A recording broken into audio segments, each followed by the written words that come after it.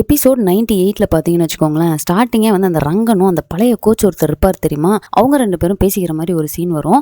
So அதில் வந்து அவர் பார்த்தீங்கன்னா எப்பவும் போல தாங்க அதே நக்கல் அந்த இதை வச்சுக்கிட்டு தான், ஆனால் நான் உனக்கு தேங்க்ஸ் தான் சொல்லணும், ஏன்னா நீ இந்த அகாடமிலேருந்து என்னை வெளியே தூக்குன தெரியுமா, அதுக்கப்புறம் பார்த்தோன்னா ஒரு சூப்பரான அகாடமியில் ஒரு நல்ல ஒரு சேலரிக்கு வந்து நான் இருக்கேன், இந்த அகாடமியை இழுத்து மூடுற நிலமையில இருக்க, உன்னை நினச்சா எனக்கு பாவமாக இருக்குது அப்படிங்கிற மாதிரி ரொம்ப நக்கலாக பேசுவார். எவ்வளோ ட்ரிகர் பண்ண ட்ரை பண்ணாலும் நம்ம ரங்கன் ரொம்ப தெளிவாக பேசிட்டல, முடிச்சிட்டல, டீ ஆறிட்ட போது குடிச்சிட்டு கிளம்பு அப்படிங்கிற மாதிரி சொல்லிட்டு அவர் எதையுமே வெளியே காட்டிக்காம அங்கிருந்து போயிடுறாரு. இப்போ நெக்ஸ்ட் சீன் பாத்தீங்க அப்படின்னு பாத்தீங்கன்னா, நம்ம தியோ வந்து கேஷுவலா அப்படி வந்துட்டு இருக்காங்க. பார்த்தா தூரத்துல அவங்களோட அப்பா அம்மா வந்து அங்க நின்று ருக்மிணி மேம்கிட்ட பேசிட்டு இருப்பாங்க. இவங்க பேரண்ட்ஸை பார்த்தோன்னா வந்து இங்க வரைக்கும் வந்துட்டாங்களான்னு சொல்லிட்டு இவங்களுக்கு கோவம் தான் ஜாஸ்தி ஆகுது. அண்ட் மாதையன் பாத்தீங்கன்னா தூரமா அப்படியே ஒளிஞ்சு நின்று என்ன நடக்குது அப்படிங்கிறத பாத்துக்கிட்டு இருப்பாரு. ஸோ இது வந்து ப்ராபப்ளி பாத்தீங்கன்னா மாதையன் தான் வந்து வர சொல்லியிருப்பாரு போல இருக்கு. ஸோ இப்போ என்ன நடக்குதுன்னா, அவங்க அப்பா அம்மா வந்து தியோட்ட வந்து எவ்வளவோ பேச ட்ரை பண்ணுவாங்க. ஆனா தியோ வந்து பேச விடாம பேசிட்டே இருப்பாங்க. தியோட அப்பா வந்து நான் வந்து மாதையன்கிட்ட பேசணும் அப்படின்னு சொல்லிட்டு பேச ட்ரை பண்ணுவாரு. தியோ ஸ்டாப் பண்ணிட்டே இருக்கிறப்போ நம்ம மாதையன் ஒரு நிமிஷம் இரு, அவங்க என்னதான் சொல்றாங்கன்றதை கேட்போம் அப்படின்னு. ஸோ பாத்தீங்கன்னா அவங்க வந்து ஜஸ்ட் சாரி கேட்பாங்க. அன்னைக்கு நாங்க வந்து அப்படி இதை இன்னும் கொஞ்சம் மெச்சூர்டா நாங்க ஹேண்டில் பண்ணிருக்கணும், நாங்க அன்னைக்கு அப்படி உன்னை ஹர்ட் பண்ணதுக்கு சாரி, எனக்கு வந்து உன்னை ஃபர்ஸ்ட் பார்த்தோன்னே பிடிச்சிருச்சு, அண்ட் இப்போ வரைக்குமே எனக்கு அதே மாதிரி தான் எனக்கு உன்னை பிடிக்கும், அதுல எந்த டிஃபரன்ஸும் இல்லை அப்படிங்கிற மாதிரி சொல்லிடுவாங்க. ஸோ அதை கேட்டு பார்த்தீங்கன்னா நம்ம தியோ வந்து செம ஹாப்பி ஆகிட்டு அங்கேயே வந்து மாதையனை ஹக் பண்ணுவாரு. இதுல காமெடி என்ன பார்த்தீங்கன்னா, நம்ம மணி நடுவில் இருப்பாரு. அப்படியே அதை வாட்ச் பண்ணிட்டு ஒரு இதுக்கும் அவர் கொடுக்குற அந்த எக்ஸ்பிரஷன் பார்த்தீங்கன்னா, இந்த லைவ் கமெண்ட்ரியை வந்து எப்படி வார்த்தையில சொல்லுவாங்களோ அவருடைய எக்ஸ்பிரஷனே போதும் அங்கே நடக்கிற விஷயத்துக்கு. ஸோ அந்த மாதிரி வந்து அவர் பண்ணிட்டு இருப்பாரு. பட் அதுக்கப்புறம் தான் பார்த்தீங்கன்னா கொஞ்ச நேரம் ரொம்ப அப்படியே பிளேடு போட்டு அப்படியே ட்ராக் பண்ணுற மாதிரி இருக்கும். என்னன்னா அவங்க அங்கே இருக்கிற எல்லாரையும் பார்க்கறது, எல்லாரும் தியோ புகழ்ந்து பேசுவாங்க. அதுக்கப்புறம் அவங்க கேன்டீனுக்கு போவாங்க. அங்கே பார்த்தீங்கன்னா இந்த சீனியர் ஜூனியர் பிரச்சனை மாதிரி ஸ்டார்ட் ஆயிரும். ஏன் ஸ்டார்ட் ஆகுது அப்படின்னு பார்த்தீங்கன்னா, இப்போ ரிஷி வந்து வெளியே போனதுனால ரிஷியோட பொசிஷனில் யாராவது பேட் பண்ணணும். நமக்கே தெரியும் ரிஷி வந்து ஓப்பனராக இருந்தார் இல்லையா. ஸோ அந்த பொசிஷனுக்கு சீனியராக தான் போடுவோம் அப்படின்ட்டு நம்ம ஜாக்கியும் வேலுவும் மறுபடியும் ஆரம்பிச்சிருவாங்க. அது எப்படி ஒரு ஜூனியர் இருந்த இடத்துல எப்படி சீனியரை போடுவீங்க, மணி வந்து நான் அந்த இடத்துல விளையாடுறேன் அப்படின்னு சொல்லி அவங்களுக்குள்ள பாத்தீங்கன்னா பயங்கரமான ஒரு ஆர்குமெண்ட் ஆயிருது.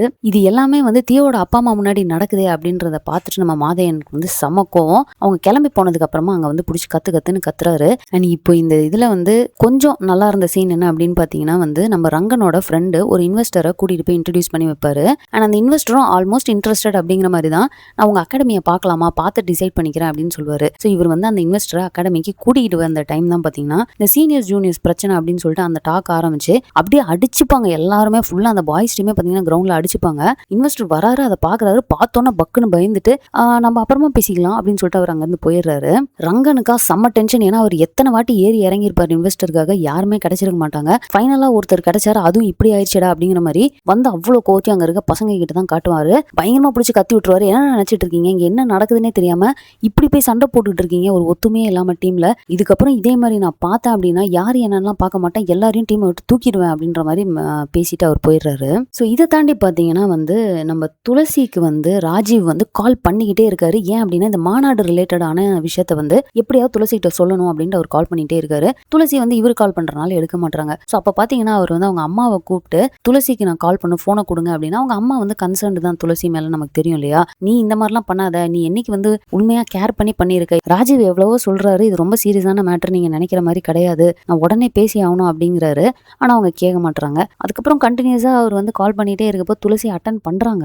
இவர் என்னதான் இந்த விஷயத்தை ஃபுல்லா எக்ஸ்பிளைன் பண்ணி இது ரொம்ப சீரியஸான விஷயம், கொஞ்சம் கேர்ஃபுல்லா இரு அப்படின்னு சொன்னாலும், என்னோட லைஃப்ல நீ இப்படி வந்து தலையிட்டே இருக்கிறது எனக்கு ரொம்பவே இரிட்டேட்டிங்கா இருக்குது, உன்னோட ட்ரிக்லாம் எனக்கு நல்லாவே தெரியும் அப்படின்னு சொல்லிட்டு அவங்களும் அவாய்ட் பண்றாங்க. பட் இந்த விஷயத்துலாம் நீங்க ராஜியோட எக்ஸ்பிரஷனை நோட் பண்ணீங்கன்னா, அவங்க அம்மாவும் சரி துளசியும் சரி அவர் மேல என்ன மாதிரி ஒரு ஒப்பீனியன் வச்சிருக்காங்க, அதாவது ஜெனியூனா இவர் கேர் பண்ணும் அப்படின்னு நினைச்சு ஒரு விஷயத்த பண்ணாலும் அவங்க எல்லாருமே அதை ஃபேக் அப்படின்னு நினைக்கிறாங்கன்னா இவர் என்ன மாதிரி இருந்திருப்பாரு அப்படிங்கிறத அவர் கொஞ்சம் ரியலைஸ் பண்ண மாதிரி எனக்கு ஒரு ஃபீலிங் இருந்தது அவரோட எக்ஸ்பிரஷன்ஸ்லாம் வச்சு பார்க்குறப்போ. ஸோ அவ்வளோதாங்க, எபிசோட் 98ல நடந்த எல்லாத்தையுமே நம்ம ரிவ்யூ பண்ணிட்டோம். அடுத்து எபிசோட் 99ல என்ன இருந்துச்சு அப்படிங்கிறத ரிவ்யூ பண்ணி நெக்ஸ்ட் ஒரு வீடியோ போடுறேன், மிஸ் பண்ணாமல் பாருங்க. அண்ட் சேனலை மறக்காம சப்ஸ்கிரைப் பண்ணிடுங்க. தேங்க்ஸ் ஃபார் வாட்சிங். Bye by.